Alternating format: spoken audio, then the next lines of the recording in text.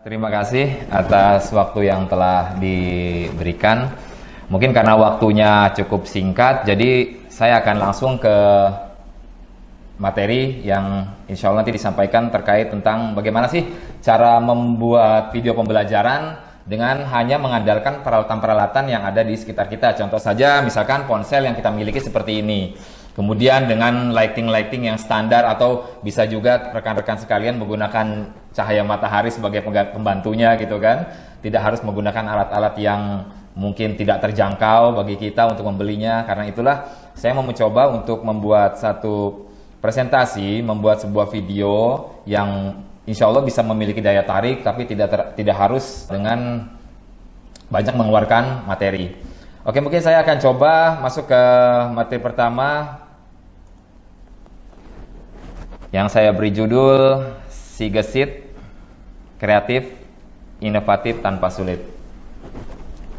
Baik, media pembelajaran menggunakan perangkat audio visual.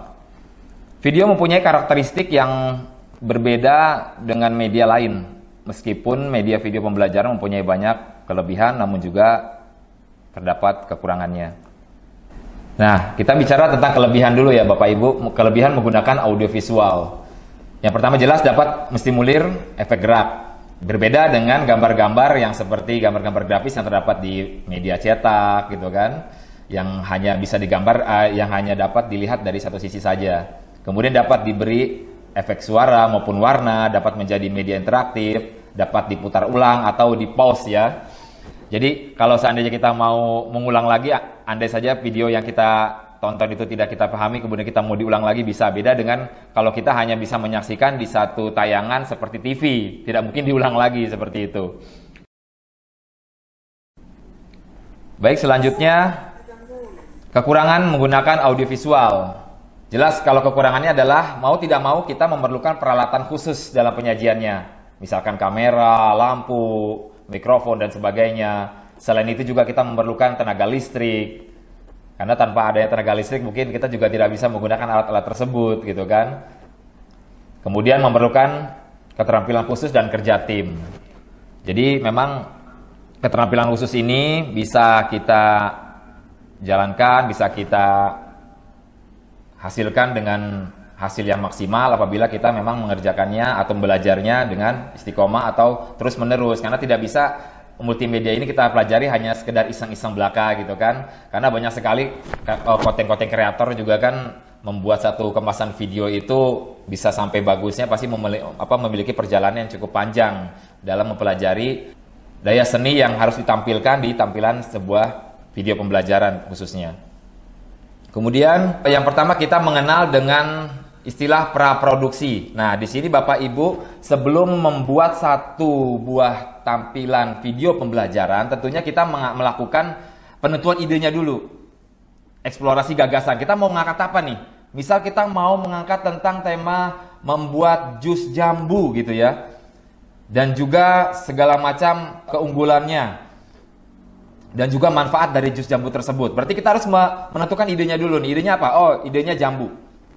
Kemudian jambu ini mau dibikin apa? Mau dibikin jus. Oke. Kemudian yang kedua penyusunan garis besar atau isi media.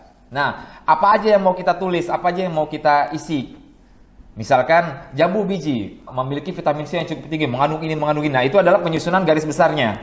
Sedangkan penyusunan jabaran materi medianya nanti bisa diaplikasikan oleh si pembawa acaranya.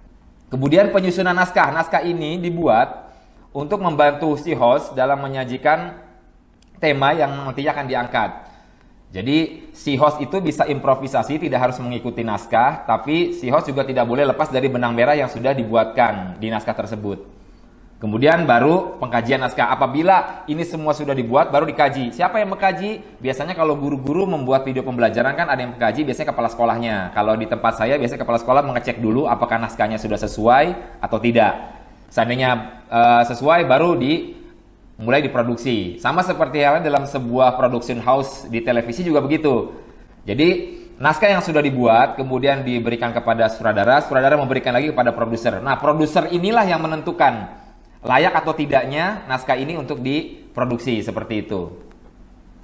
Kemudian lanjut ke yang kedua, yaitu memasuki tahap produksi. Nah, di sini tahap produksi setelah naskah jadi, kemudian naskah itu dirembuk oleh tim yang sudah dibentuk.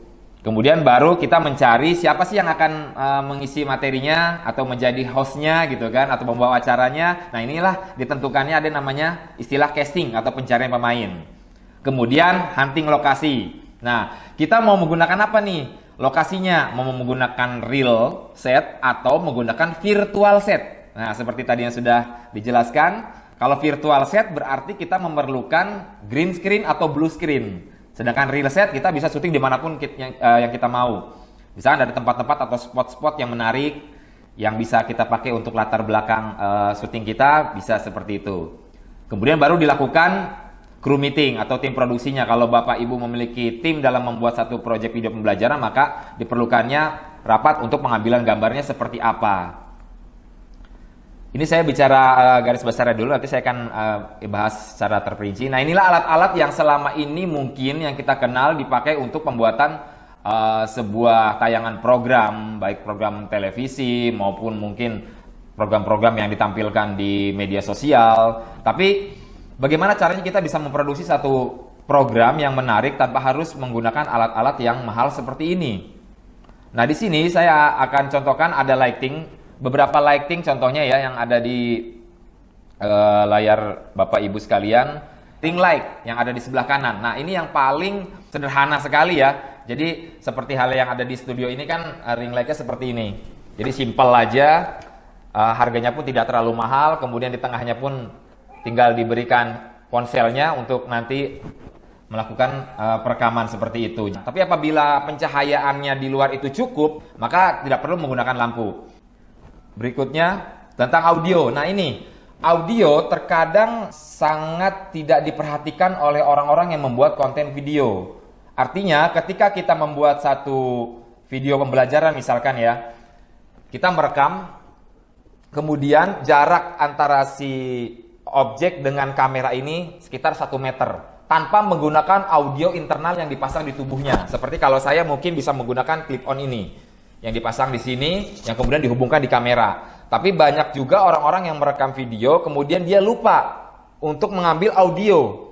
Sedangkan audio itu sangat penting ya Bapak Ibu. Jadi orang yang melihat video kita itu tidak melulu hanya menyaksikan gambarnya aja, tapi butuh juga audionya, butuh juga penjelasannya. Maka terkadang banyak orang yang sering saya lihat kok sayang sekali ya, padahal videonya itu bagus loh. Kualitas gambarnya juga bagus, tapi sayang audionya itu tidak dapat didengar secara maksimal. Karena itulah bagi Bapak Ibu mungkin yang tidak memiliki budget khusus untuk membeli clip on yang sekiranya menguras biaya, maka di sini ada beberapa alternatif. Bisa menggunakan clip on yang sederhana yang harganya juga terjangkau, bisa dipasangkan di ponselnya langsung, atau apabila tidak support dengan ponsel yang Bapak Ibu miliki, bisa menggunakan teknik ini. Nah, ini di layar Bapak Ibu sekalian bisa sama-sama dilihat.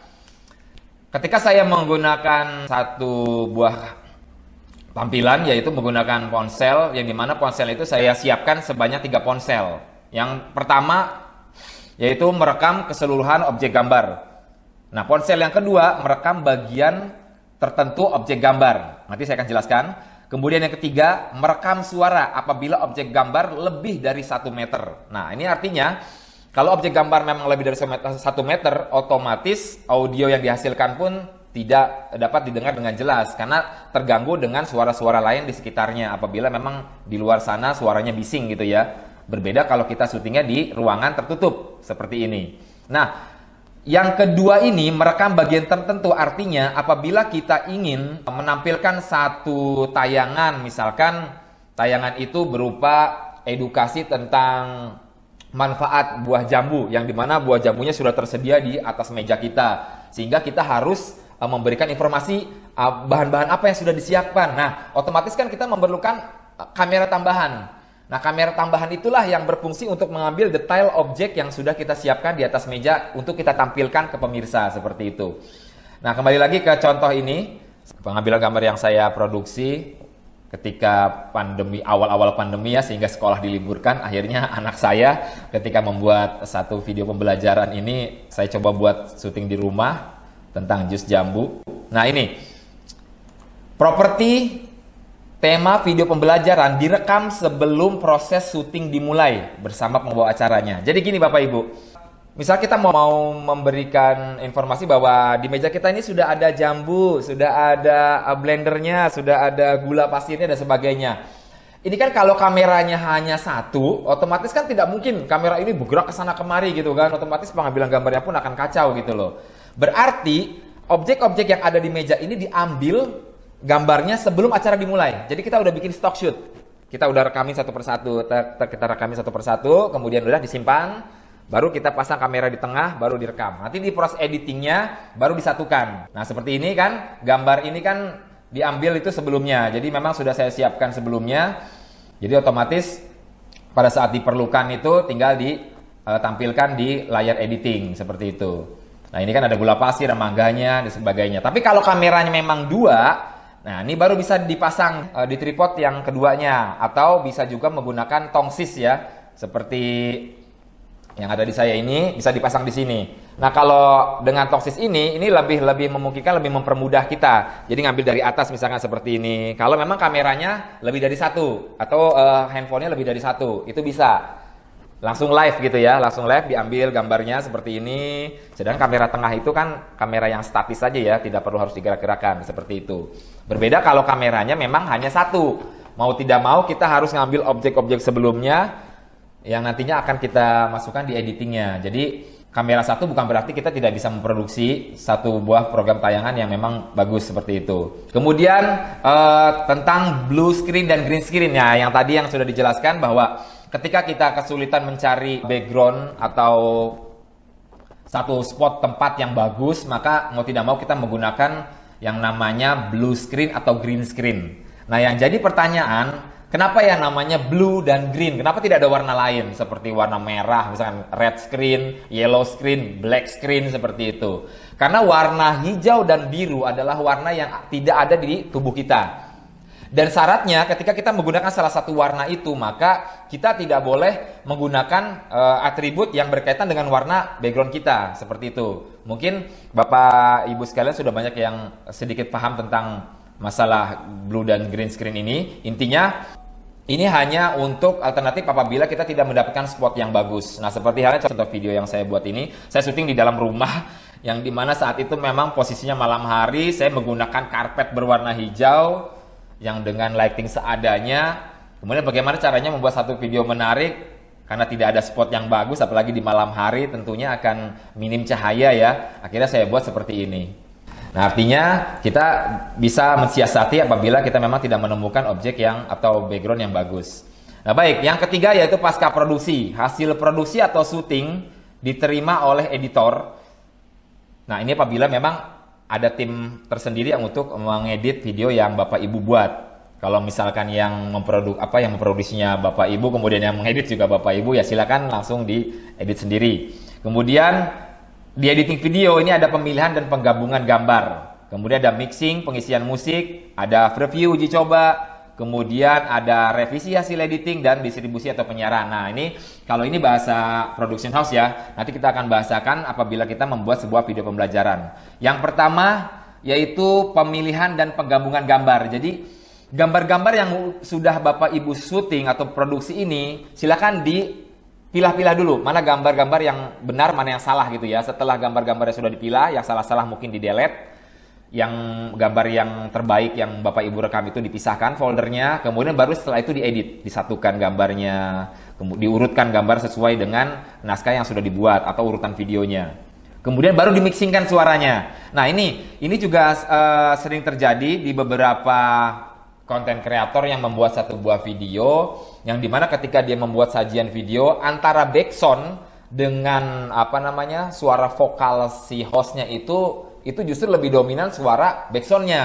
Nah ini perlu diperhatikan juga. Biasanya kalau suara vokal kita kasih angka 100%, maka backsound yang di bawahnya atau sound effect yang di bawahnya ini, di bawah suara kita, berarti dia harus sekitar 20-25% aja. Hanya musik pengiring aja lah gitu kan, hanya untuk sebagai pemanis aja. Jadi jangan sampai suara backsound ini mendominasi suara-suara yang lainnya atau suara utamanya gitu loh. Sehingga akhirnya yang melihat video kita ini akan terganggu ya dengan suara-suara itu. Ini juga sering saya perhatikan ini. Ini sangat fatal sekali apabila tayangan yang tadinya ingin memberikan satu informasi yang intinya lebih ke audio, justru audionya malah tidak dapat didengar dengan baik gitu loh.